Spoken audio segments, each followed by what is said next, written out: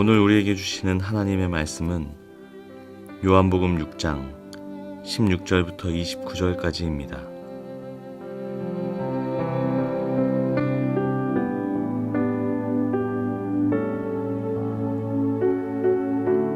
날이 저물었을 때 예수의 제자들은 바다로 내려가서 배를 타고 바다 건너편 가버나움으로 갔다. 이미 어두워졌는데도 예수께서는 아직 그들이 있는 곳으로 오시지 않았다. 그런데 큰 바람이 불고 물결이 사나워졌다. 제자들이 배를 저어서 시별이쯤 갔을 때였다. 그들은 예수께서 바다 위로 걸어서 배에 가까이 오시는 것을 보고 무서워하였다. 예수께서 그들에게 말씀하셨다. 나다, 두려워하지 말아라. 그래서 그들은 기꺼이 예수를 배 안으로 모셔들었다. 배는 곧 그들이 가려던 땅에 이르렀다. 그 다음 날이었다. 바다 건너편에 서 있던 무리는 거기에 배 한 척만 있었다는 것과 예수께서는 제자들과 함께 그 배를 타지 않으셨고 제자들만 따로 떠나갔다는 것을 알았다. 그런데 디베랴에서 온 배 몇 척이 주님께서 감사 기도를 드리고 무리에게 빵을 먹이신 곳에 가까이 닿았다. 무리는 거기에 예수도 안 계시고 제자들도 없다는 것을 알고서 배를 나누어 타고 예수를 찾아 가버나움으로 갔다. 그들은 바다 건너편에서 예수를 만나서 말하였다. 선생님, 언제 여기에 오셨습니까? 예수께서 그들에게 대답하셨다. 내가 진정으로 너희에게 말한다. 너희가 나를 찾는 것은 표징을 보았기 때문이 아니라 빵을 먹고 배가 불렀기 때문이다. 너희는 썩어 없어질 양식을 얻으려고 일하지 말고 영생에 이르도록 남아있을 양식을 얻으려고 일하여라. 이 양식은 인자가 너희에게 줄 것이다. 아버지 하나님께서 인자를 인정하셨기 때문이다. 그들이 예수께 물었다. 우리가 무엇을 하여야 하나님의 일을 하는 것이 됩니까? 예수께서 그들에게 대답하셨다. 하나님께서 보내신 이를 믿는 것이 곧 하나님의 일이다.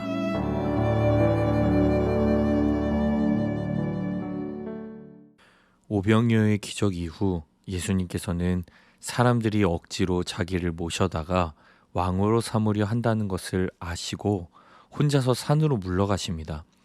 그리고 날이 저물었을 때에 제자들은 바다로 내려가서 배를 타고 바다 건너편 가버나움으로 향합니다.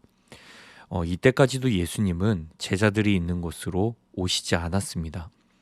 본문 18절, 가버나움으로 향하고 있던 제자들에게 갑자기 큰 바람이 불고 물결이 사나워지기 시작합니다. 그때 제자들은 예수님께서 바다 위로 걸어서 배 쪽으로 가까이 오는 것을 보고 무서워합니다. 예수님께서 제자들에게 말씀하십니다. 20절에 나다, 두려워하지 말아라. 자신들에게 다가오는 분이 예수님인 것을 알게 된 제자들은 예수님을 배 안으로 모시게 됩니다. 그리고 얼마 지나지 않아서 배는 가버나움에 도착합니다. 다음 날 24절에 바다 건너편에 서 있던 무리들은 예수님과 제자들이 사라진 것을 알고 배를 나누어 타서 예수님을 찾으러 가버나움으로 가게 됩니다. 그리고 무리들은 예수님을 만납니다. 그리고 예수님께 묻습니다. 25절에 선생님, 언제 여기에 오셨습니까? 예수님께서 대답하십니다. 26절에 내가 진정으로 너희에게 말한다. 너희가 나를 찾는 것은 표징을 보았기 때문이 아니라 빵을 먹고 배가 불렀기 때문이다. 오병이어의 사건 이후 무리들은 왜 예수님을 계속해서 찾아다녔습니까? 예수님이 진정 그리스도임을 드러내는 그 표징을 보아서가 아니라 빵을 먹고 배가 불렀기 때문이라는 겁니다. 예수님께서 이어서 말씀하십니다. 27절에 너희는 썩어 없어질 양식을 얻으려고 일하지 말고 영생에 이르도록 남아있을 양식을 얻으려고 일하여라. 이 양식은 인자가 너희에게 줄 것이다. 아버지 하나님께서 인자를 인정하셨기 때문이다. 지금 예수님께서는 썩어 없어질 양식을 얻기 위해 일하지 말고 영생에 이르도록 남아있을 양식, 즉 영생의 양식을 얻기 위해 일하라, 이렇게 말씀하십니다. 이러한 예수님의 말씀을 이해하지 못한 무리들은 이렇게 묻습니다. 28절에 우리가 무엇을 하여야 하나님의 일을 하는 것이 됩니까? 이에 대해 예수님께서 대답하십니다. 하나님께서 보내신 일을 믿는 것이 곧 하나님의 일이다. 아마도 예수님께서 일이라고 했을 때 당시 유대인들은 율법을 지키는 것이라고 생각했을 겁니다. 또 어떤 사람들은 예수님께서 일이라고 하셨을 때 노동을 생각했을 수도 있습니다. 썩어 없어질 양식, 우리가 무엇을 먹기 위해서 돈을 벌려면 이 노동이라는 것을 해야 하지 않습니까? 뭐라도 옮겨야 되고 뭐라도 팔아야 하고 좀 뭐든 해야 양식을 얻을 수 있지 않습니까? 그러니까 무리들은 일이라는 것을 그렇게 받아들였을 겁니다. 그러나 예수님께서는 영생의 양식을 얻기 위해서 하는 일은 오직 하나라고 말씀하십니다. 하나님께서 보내신 일을 믿는 것, 이것이 곧 하나님의 일이라는 겁니다. 지금 예수님께서 말씀하시는 것은 이것입니다. 영생의 양식을 얻기 위해서 일을 해야 하는데 그 일이란 단순히 사역하고 헌신 봉사하는 개념이 아닌 겁니다. 오직 예수 그리스도를 믿는 겁니다. 무리들은 오병이어 사건을 목격했음에도 여전히 예수님을 믿지 못했습니다. 왜 그렇습니까? 무리들은 음식 그리고 권력 그 이상의 어떤 것도 보지 못했기 때문입니다. 이 사람들은 말 그대로 보고 싶은 것만 보았습니다. 배고픔과 배부름만을 보았습니다. 로마의 압제와 로마로부터의 해방, 그 로마로부터 해방될 수 있는 권력만을 보았다는 겁니다. 우리도 마찬가지입니다. 여러 시간 동안 예수님을 보았고 예수님에 대한 복음을 들었음에도 믿음을 가지지 못한다면, 예수님을 향한 믿음을 가지지 못한다면 신앙인이다, 그리스도인이다 이렇게 말하기 어려울 겁니다. 많은 사역, 직분과 역할에 따른 헌신과 봉사를 하고 수많은 예배를 드렸어도 예수님을 우리의 주인으로 삼지 못하고 여전히 예수님을 믿고 신뢰하지 못하고 있다면 우리는 영생의 양식을 맛볼 수가 없습니다. 예수님을 제대로 믿지 않고 드리는 예배, 예수님을 주인으로 모시지 않고 하는 사역과 헌신들, 이런 것들을 통해 우리가 얻고 있는 모든 유익들이 어쩌면 썩어 없어질 양식일 수도 있습니다. 영생의 양식인 줄을 착각하며 살아가는지도 모르겠습니다.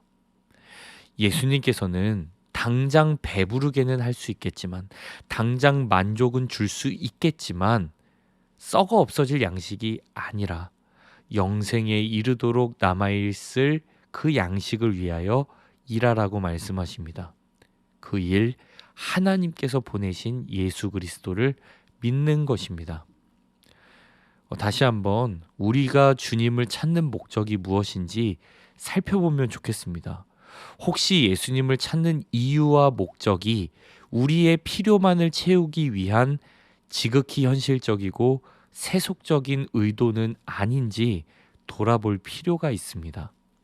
바라기는 우리 모두가 하나님의 일, 영생의 양식이 되어주시는 예수님을 믿는 일에 더욱 힘쓸 수 있기를 기도합니다. 주님 한 분만으로 만족하는 삶이 되기를 소망합니다. 예수님을 향한 믿음으로 충분한 삶이 되기를 바랍니다.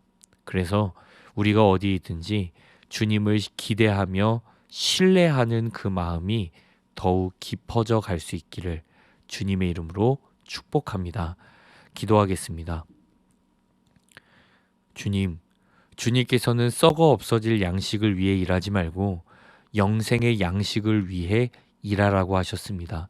그리고 그 일은, 그 하나님의 일은 예수 그리스도, 주님을 믿는 일임을 다시 한번 깨닫습니다.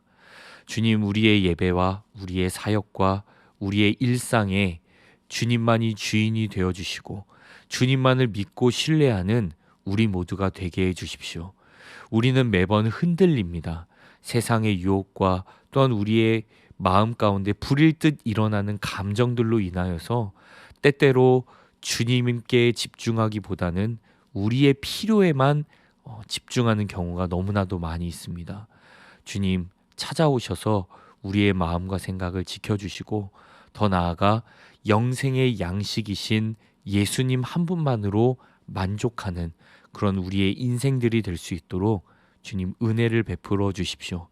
주님께 감사드리며 영원한 생명의 양식이 되어 주시는 예수 그리스도의 이름으로 기도합니다. 아멘.